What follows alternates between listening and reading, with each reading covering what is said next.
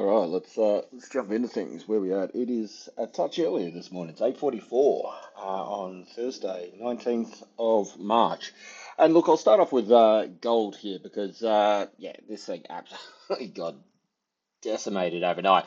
But look, it goes to show that sort of these sort of things, although this was an absolute sort of headache of a period here, a couple of things to sort of unpack with it is consolidation, favors continuation. We got that move to the downside there. I had the two price targets, and I have to admit, sort of, I did sort of jump off a little bit early on these ones. So, you know, as I say with these things, there's three parts to a successful trade: analysis. Okay, yep, we knew this was coming down here. Execution, and you got to put your money where your mouth is, and that's obviously slowly dying. Yeah, execution. So you got to put your money where your mouth is and actually get into the trade. And so, like, the people that sort of go, "Oh yeah, man, I knew it was going down. Did you take the trade?" No. Well, what the fuck are you telling me, man? Anyway, and then management. Obviously you got to maximize those trades on the downside. Well, in this case, in the downside, but you got to maximize those trades. Um, Basically sort of whether it's going up or down, doesn't matter. You just got to make sure you actually get bank for your efforts and that. And I jumped out a little bit early on these things, but we just go to sort of like track these things through. Um, and basically, the two price targets I had were sort of 4,900, obviously just above this little bear flag move down here, and then obviously 48.50 was the other one, just so coming from this larger kind of flag move that we had sort of coming through here, which obviously sort of like I sort of marked out yesterday. Well, actually, so you marked them out a couple of times, but anyway, marked them out yesterday. You can see that this larger sort of price target here actually sort of really played its part in that. This was prior to FOMC, which we had overnight. So if we get, excuse me, onto the lower time frame, you can see how the market was watching this level right into that middle of the price target, bounced up, second effort to try and get a bit higher, and then obviously FOMC sort of kicking off and bang, smack back down here for a second run down here. So, yeah, if we sort of get this, have a look at this on this lower time frame here, we can see that three leg structure start to develop. Support, resistance, tackle the lows, broken through. So the fact that we've broken through means that, obviously, there's a good chance that we do see some sort of continuation of this move down here. Doesn't mean it can't come without gain. So doesn't mean we can't sort of get a push to sort of like, say 84.62, or this kind of, just picked out a random number there, but that's that wick high over here before we sort of then push down here a little bit more. But most likely, because we've sort of entered into this third leg passing through this previous low, that's now becoming our leg one. So this is the structure that we're kind of looking for now. So some sort of move to the downside continuation with this sort of move down here, till we sort of find a level where we can say, okay, market might sort of try to sort of base it a little bit, or we may see a capitulation. So most likely to sort of see these things, you won't just see a little, okay, you've taken out the low, now we come up over here. So you're not looking for necessarily buys at this point. Obviously, sells are very much in sort of in control here. It's just about a matter of sort of like at what point do you jump on, and where's your risk, where's your stops, yada yada, and also sort of how far can we push this thing.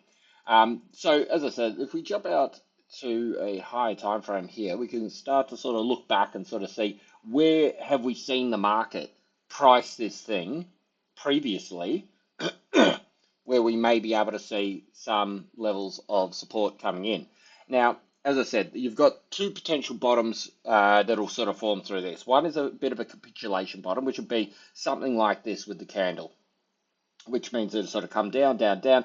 We'll get a fast move down and then a big wick within the same candle. This is on a 4 hour, but within the same candle, and that, as you can see, is a bit of a sort of push up to the top over there.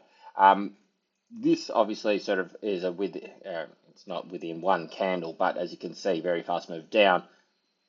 Next candle, move back up to the top. So most likely, this is going to be some sort of low that we're going to be seeing here. Alternative to that is to sort of come down and see some sort of trying to find something that we could say, something probably more like this. where, you know, we have 1, 2, 3 failed attempts to go lower. We have the sort of breakout point, and then we break up higher there. So, you know, it's one of these sort of things. It's sort of like, you know, when you see a super fast shoot down, is that the point that you're trying to jump onto it? Well, you know, it's hard to say, but I would say that most likely with the dollar looking like it's going to break higher, that we could definitely be seeing these lower levels um, of gold here. So, you know, 47.70 is a level that we're looking at, and then 46.50 are levels that we're looking at. So, if just to sort of like cover these sort of things, if we go back to sort of where were we? Oh, let me just find it. Okay, to find where we were looking at. If we jump onto what am I doing here? Okay, so I think this is the weekend. Yep. So this is the weekend analysis that we're looking at. This is the analysis that I put up. Um, so these are the levels that we were looking at over the weekend. So where have we got here? Underneath 50.70, 50.80, confirmation in that. So we're looking for 48.80, which is this level here. We've just sort of taken this one out. Underneath that, 47.80. So where we get down to 48.07. So certainly a level of interest down here a little bit more. And then obviously that wick underneath there. And look, I think these are still very much possibilities that we could see this market sort of coming down. Like, you know, you can cut these things up sort of, you know, 10 or 20, let's get that off the screen, you know, with sort of different angles. And obviously I've got sort of 3 or 4 charts that I use with these things. But I mean, the tried and tested methods of these things are the horizontals and that, because you can see, you know, where the market bought it up. These are your support levels. The angled ones, like this, are a little bit more just to sort of give an idea of the sort of strength of the move. And is the move sort of petering out? Is it still going to have a little bit more in it? But I would say definitely with this sort of structure here at the moment, not without an idea to attempt to push back up, but I wouldn't be surprised if we still have a little bit more downside to come. And then here are some more levels for us to potentially look at too. Now, this is a long way, excuse me, it's a long way down to these things. It's not necessarily we're going to get a complete wipeout here, but it is something that, you know, as I said, with running inverse to the dollar, there is a good chance that this basically is going to be covering a lot of that sort of move. And, you know, because you've got gold, it's sort of like, you know, it's been so strong for so long, there's a lot of profit on the table. And I'm not talking about sort of, you know, Job's six pack and his, you know, sort of, you know, my size positions. Like, you know, we're talking people that move markets and that, and a collective of the people that move markets. And if you've got the dollar at multi-year lows and you've got gold at multi-year highs, like all-time high after all-time high, there's a lot of profit here. The risk reward is to get into something with some potential growth. And with the dollar breaking out, well, you know, it's in its third leg at the moment, but sort of threatening an actual confirmation of high time frame breakout, you know, that's a viable option for where people want to put their money. And I mean, you look at it, Jess, you could see it with oil. Oil sort of dipped down to like sort of 91 or something yesterday, then rocketed up past 100 overnight. You know, there's other options out there, and I think metals are just really, you know, they're just going to be feeding that. So it flows out of sort of metals into a couple of these other sort of markets. So as I said, I still think we have some sort of downside with gold here. We just got to basically get back onto that lower sort of time frame. We can have a look at the sort of structure. But yeah, I wouldn't necessarily be sort of shorting it straight off the bat. Look, we could open up and sort of have a sort of drop down and that, but I wouldn't be surprised about a little bit of fluff and then think. One thing I do notice with these things, when you get these sort of back forward, back forward, back forward, it's sort of like, as I've said, it sort of like burns people out mentally, burns them out financially, and then you see the move happen. That'll only last for so long because the thing is, you're sort of like, hey, gotcha, yeah, gotcha. Like this is actually driving me nuts through here. I was short, and I was like, okay, look, you know what? This is the move I was looking for. This big play out like this, and it sort of like dropped down. I'm like, oh, here we go, here we go. Oh no, no, no, no. It comes down. Here we go, here we go. Oh no, no, no. and it was driving me nuts. And I just using myself as a sort of barometer for how the rest of the market may be looking at this thing as well. And the point I'm getting to with this is that it will really frustrate you, all this kind of thing, because they're playing little games. You know what I mean? People try to get short, they get stopped out. Try to get short, they get stopped out. Or, they just, it drives you nuts. And eventually you're just like, and this is why sort of, when we do get this big breakdown like this, I don't maximize this whole sort of thing because I've been burnt out through here. So I'm like, look, you know what? It's come right down here. Just take the profit, yada, yada. And, then the move sort of continues. But that can only last for so long. They can only play so many games for so long before sort of people just wise up to it, and you'll just see this thing either just go bang, drop down, or you'll see a really strong sort of rally in that because obviously people keep sort of shorting into it. Anyway, long story short, I think we have some downside on gold to come, and yeah, just sorry, I lost my train of thought there. Yeah, anyway, yeah, downside with metals to come. All right, moving on. Let's have a look at silver because silver is another one that played out quite well here. And this goes to show that that structure will just keep on working. So, this is where we were at last week. We're looking for that 61% retracement. And let's pull on the higher time frame so you can see these things. You can see 61% retracement, but here's your lows. So this will say this three-leg structure will come on all things.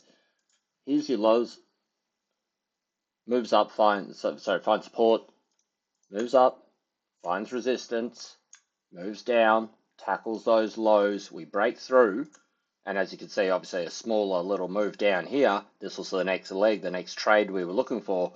Support, previous support, resistance, previous support, and then bang, and we push back down here. And as you can see, this is another one that's sort of like definitely sort of like, moving down and targeting that sort of low 73 zone. And this is why I sort of think you need to use these things a little bit in conjunction with one another because like, although it's sort of like, you're like, wow, it's gone this far, could it go further? Yeah, it can always go further.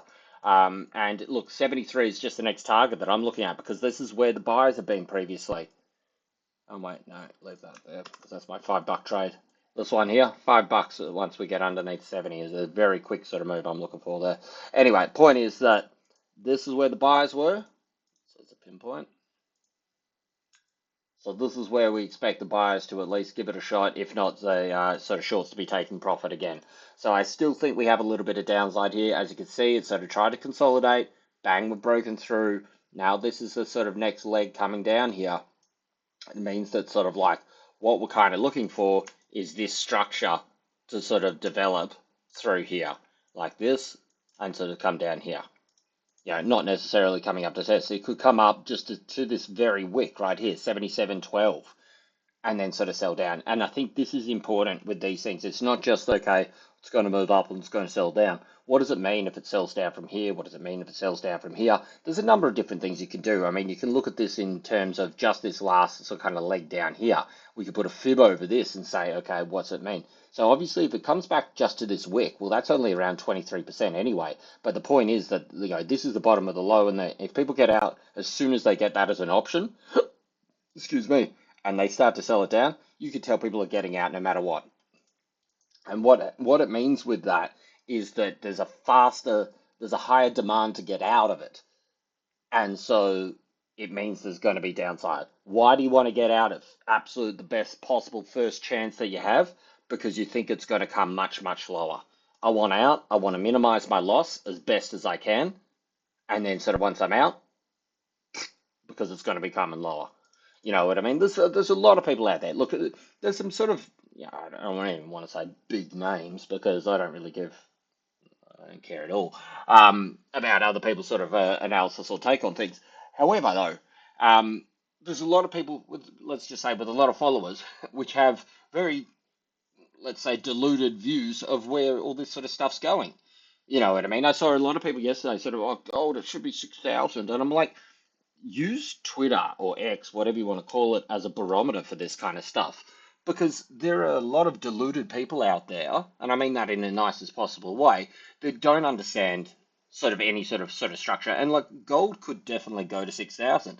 Is it going there right now? Well, clearly not. So you know what I mean. It's all about timing there as well. Like you can say, oh yeah, and this is where it comes back to, as I said, that sort of those three parts. You know, you need the analysis, you need the execution, and you need the management. There's no point sort of saying, oh yeah, you know, it's going to go to fucking 6,000. Yeah, when? What? And it goes to 6,000 instead of like 2028, and you give yourself a pat on the back. Well, anyway, apparently a mate of mine sent me some other guy who was saying, oh, yep, all guns blazing, Aussie going to 82 cents now and then back down to 42 cents or something like this. And I'm like, these things are just ludicrous. Anyway, whatever. Beside the point. So what we're doing here at the moment is obviously sort of like, we've just got the market opened up here. We've got a little bit of a push up early. This is only early, so it's not really too much to sort of take into this at the moment. But as I said, I wouldn't be surprised if we do see a little bit of profit taking, a little bit of upside here. But certainly if we do get that structure going, so we've got this move down here. If we get this move back up here and then we sort of take out that low, so let's put an alert just under that. I'll put it just here.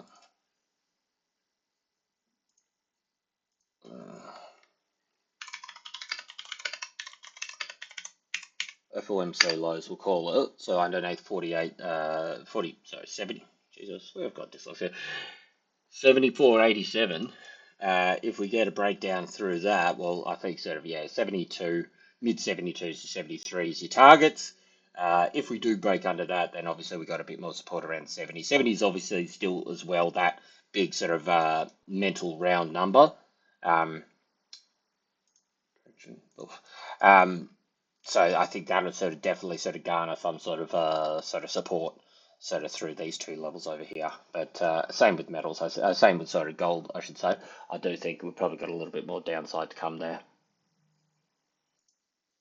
All right, let's kick along. We've got the dollar, and this is what I was saying yesterday that this is the leg that we were waiting for, and this is why it's important to use these sort of charts in conjunction with one another. Because, as I said, look, the dollar looked horrible. Let's be honest. Monday, Tuesday, even through part of yesterday, till we sort of got to a thing about sort of Europe and that yesterday started to sort of take off. But the dollar looked horrible. So it just kept coming down and down, and it was kind of like, well, why? You know what I mean? We had such a strong close of the week. We're up on the highs over here. It sells down and it sells down, and because it's breaking people mentally, basically, because you're sort of coming back in. You're like, well, everything's sort of saying, hey, look, we should see a little bit higher as a spike up. Oh no, it took out the lows, took out the lows, took out the lows. But if you have a look sort of through this period here, not only did we sort of hold this like this zone I had marked out pretty much exactly to a T. But you had a little bit of a wedge inside what could be this sort of channel here. So we had three touches coming down here. We had two even lined up over here. We've obviously got that little breakout here at the moment. But what I was sort of looking at now, it's sort of actually probably a little bit better on the 30, but you can see it definitely here on the hourly as it's coming down through here. And this is the thing as well, sort of like, if you look at this and you sort of say, hey, look, here's, the making lows, lows, lows. Look at what the RSI is doing at the same time.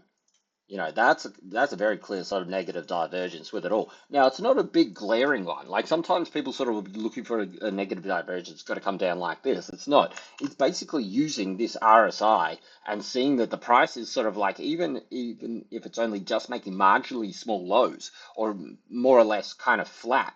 What's the RSI doing at the same time? Well, this is the buying pressure, and the buying pressure is pushing up.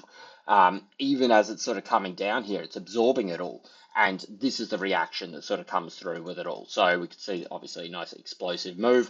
And then, obviously this is FOMC here, and it just flew up to the top side here. So this is what I would say yesterday, well, every day this week I've been saying, it's doing my head in actually going through this period here.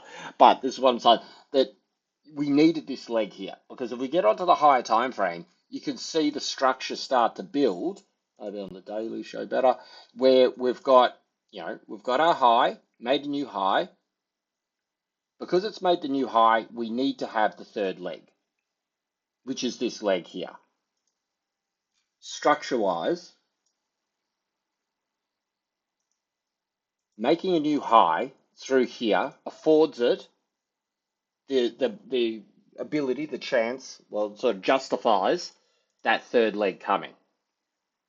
Very rarely will you get a V shape like that. Look, the thing is that they can happen. And certainly I've been burnt before. Aussie's a big one for this kind of stuff where, you're waiting for the pullback and it just never comes. And then it just keeps on dropping down. So you try to buy the swing and it drops more. You try to buy the swing and it drops more kind of thing. But most of the time, you can rely on the structure. And by making a new high, it affords it the luxury, the chance to have this third leg here.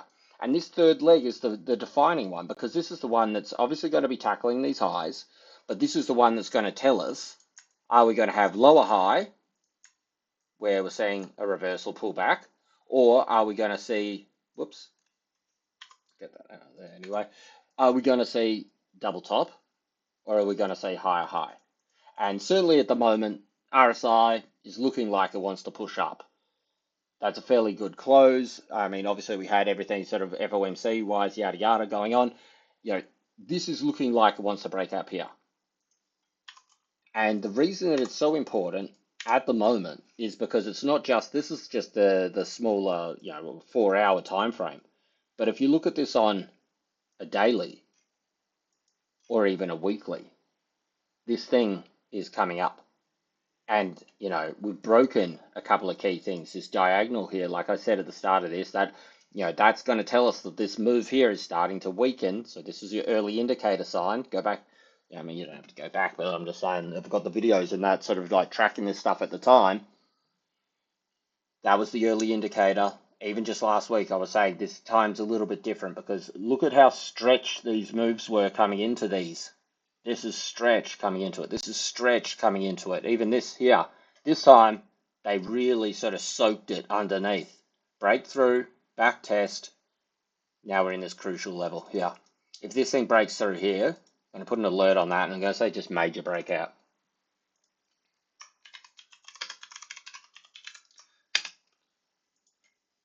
Major breakout. This is on the daily here. Look, honestly, the RSI is not perfect for it all, but if it can break higher, this will start to turn back up and this can actually float along here. It doesn't, not just because it's sort of like overbought that it's going to pull over. This is actually giving it a little bit of a chance to cool off. If it fails from here, well, then you got negative divergence, kind of. But I would say the risk is more for the topside move here, for sure. And the point is, and why this is so significant is because you look at how long this has been sort of sitting down here. It does all the effort. It gets pushed back down. It gets pushed back down. Let's just clear some of this. Delete this, whatever. It gets pushed back down. It gets pushed back down. So every time they try to sell it back down, it keeps pushing through. It spent, since May last year, 10 months in this sideways pattern. We got a nice little fake out down the bottom here. If this breaks out through here, it's not going to be a 2-day trade. It's not. It's going to keep going. And that's where we're starting to look at, 102 to 104 as the next sort of major levels. 102 is looking pretty good, actually, the more I look at this now. If we look at this, because we got a little bit of support matched up with a little bit of resistance. So it's obviously the market sort of valued it on two sides. I would say this is where we're kind of headed to here, 102. Because you don't spend 10 months going sideways, finally get that breakout, and then have it last 2 days. There's a good sort of side with it all, and that's the US dollar wrecking ball. And that's because this thing can sort of go, and it'll give a lot of top signals. It will. Look at this sort of stuff through here. This kind of stuff, that is some very toppy looking price action, and it punches higher. Sells down for 2 days through here. Definitely coming down here. Look at this, bang, and then bang, pushes up over here. So it's one of those things, and I only say this because I've been caught off guard with this a lot of times, and it's cost me a lot of money to learn it. But you don't stand in front of this thing on day 1, day 2, day 10, and think that, okay, now, yep, cool, I'm going to fade this thing. Because it spent 10 months down here, it's broken, it's done the work. now it's time to really sort of like, because the market, remember, the market is for incredibly priced for de-dollarization and US dollar being sort of going down to 80 and all this kind of stuff. That is going to feed a lot of people because a lot of people, they believe it and they trade it and they're positioned for it. And so those people are going to be squeezed out. And that's what's going to leave here because people, as you can see, oh, I'll have a stops over here. Boom, boom, boom. They'll have stops here, stops here, stops here, stops here, all the way up. And it'll just keep feeding this thing, moving up and up and up and up and up. So I definitely think there's probably a little bit of a way to go with this dollar move, and it could be setting up for a multi-month kind of move, pretty much. I mean, think about it. It took 10 months to get down here. When we sold off at the start here, this was a couple of months coming down, 10 months down here. Just through basic legs of stuff, you would expect this thing to, I mean, what's this from here? January down to, call it down to June. So there's about 5 months. There's 10 months. Is this going to last 5 days? Probably not. Just to have all things sort of like leveled out with it all. Anyway, enough of all that. One other thing I would actually point out. This is my, of course, got 50 things, but if we put this on the weekly here, this is a big thing that I sort of called up a while ago. And we look at this, again, this is on the weekly, so this is big picture stuff. And this is why I say that this move could really continue, because this massive trend line here, we've got a couple of touches, this being the third one down around here. Now, this is, going back to 2011. And if we look at Trump's last period here, this is where Trump, first session, whatever, time he was in office. First year, absolutely hammered down, and then bounced all the way back up. First year, coming down to the trend line. Can we see this thing move all the way up? We've also got these lower highs, both times, 3 times, which is obviously lower high. Here we go, we're turning around, can come down. And this is why a lot of people have been positioned for de-dollarization, because it did look for a second that it was going to break down through here. And look, things still could. It doesn't mean it's necessarily coming up to these levels. This is a bit more of a wide outlook kind of sort of thing. But it just goes to show, though, how important this level that we're in at the moment is. And should we see the dollar continue, well, there is a lot of open air up over here. 102, I mentioned a second ago, above that wick there, above 102, that's our next target.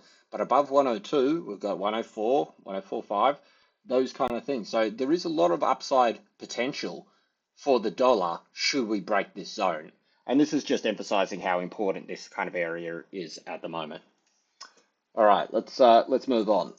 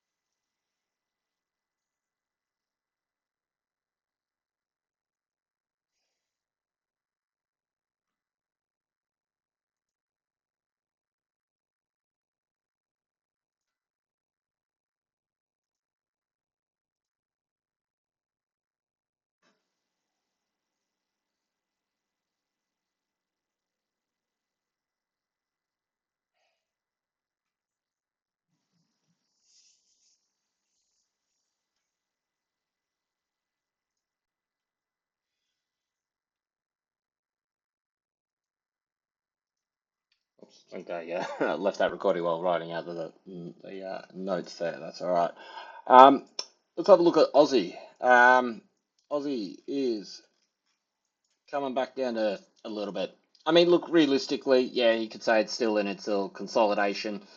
We did have that nice little trend break up over here yesterday, and that's what I was saying, down underneath this 70-80 level, break, retest, smash back down. So you could expect this most likely, if we do see, obviously, that dollar continuation then, to see some more downside here. Look, these things could really open up if we do see the dollar sort of coming through. Like, as I said, we've got RBA out of the way now, FOMC out of the way now.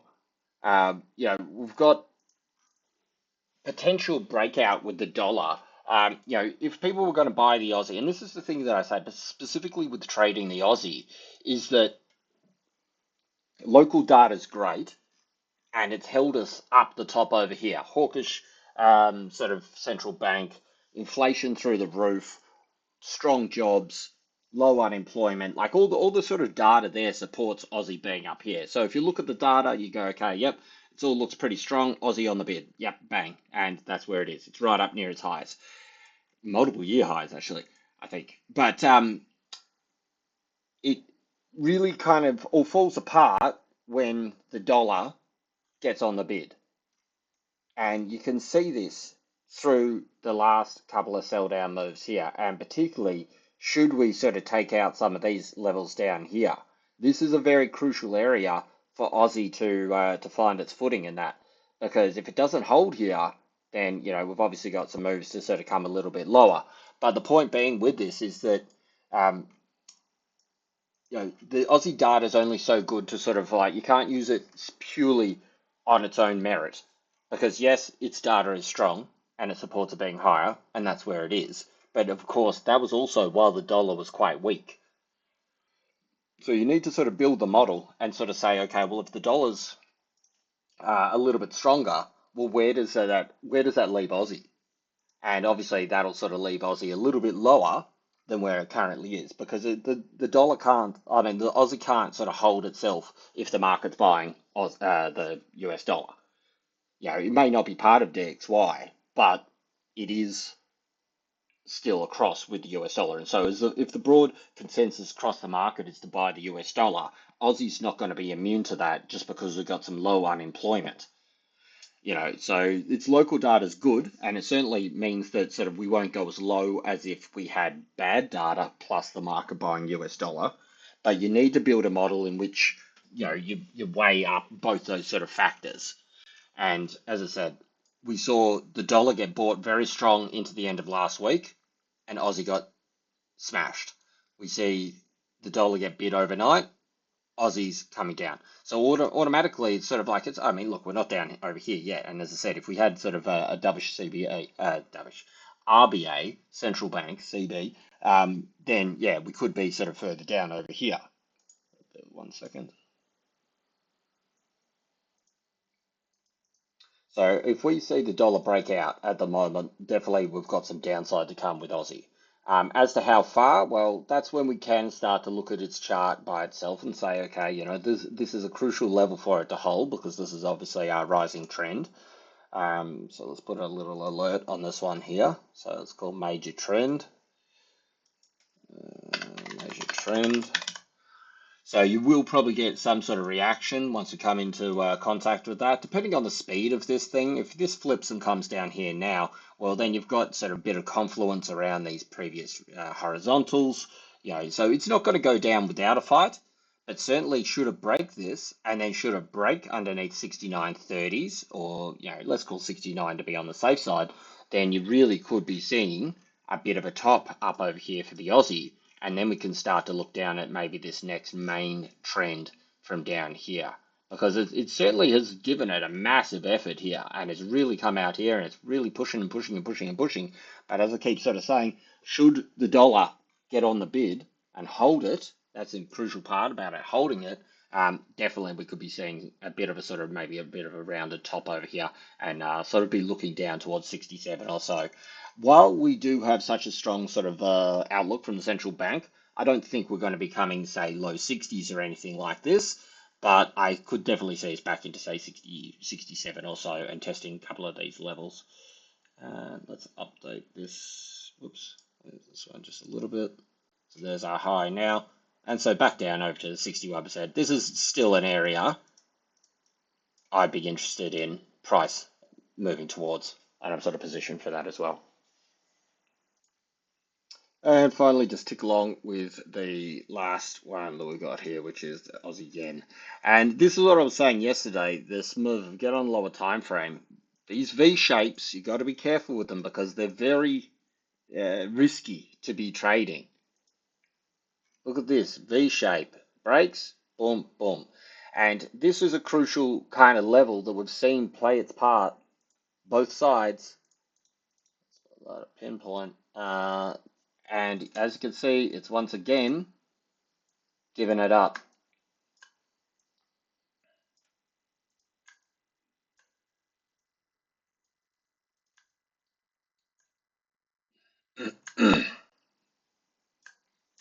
So short term, this is its little swing point here. Should this thing flip and roll, like realistically, you could say, okay, here's the wedge. Well, not even realistically, you can say, here was the wedge from yesterday. We got the breakdown. Where did it bounce? Right on point. That's sort of like 112, 40, 50. Bounced up here, took it out, new leg. Back test in that zone, pushing down. Should you break down through here, I think that's pretty much just open the door for the next leg down. And you see how all these things are kind of sort of running in conjunction with each other. You know, markets going risk off. We're seeing the dollar being bought. We're seeing more sort of bombings. I saw Oman is now sort of threatening to jump into the mix, which is a bit of a significant. I don't really sort of talk about the whole sort of the fundamentals of the war and all this kind of stuff, but it is significant because up until this point, it's pretty much just been US and Israel. The US has sort of put it out to NATO and other people like sort of that aren't NATO, and they like Aussie and Korea and Japan, and all of those people have said, no, we don't want a bar of it. And now you've got Oman sort of, I think they got attacked, some of their sort of like power things, and they got attacked overnight. So now they're sort of jumping in the mix with it potentially as well. Market's going risk off. They're not buying gold, definitely. So where's it going to go? Well, it's going to go US dollar, which we are seeing, which I keep sort of touting. And also it's going to go to the other ones, which is yen. And yen is, at its core, a safe haven currency. Despite its sort of weak central bank and their sort of actions, that is what it is at its core. And that's what we're starting to sort of see. The yen start to strengthen a little bit over here as well. Now, again, look, it's only a whisker off for like what is 40-year highs. However, we're only just getting started. And this is why I say it's important. If we see that dollar break out, I think that's going to be setting a trend. And I think it's going to be something that sort of lasts for at least a couple of weeks, couple of months. I don't know.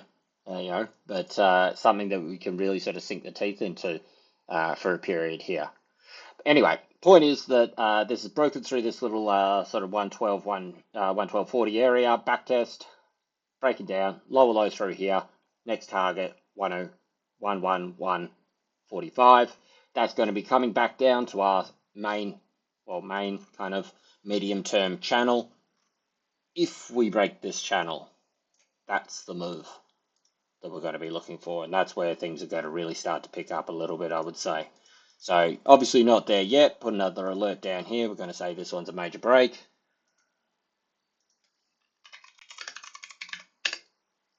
And I would say that sort of like, should we get that major break, then obviously we're looking back down at these sort of 109, 109.60s. But realistically, your target, that may sort of offer a trade along these kind of lines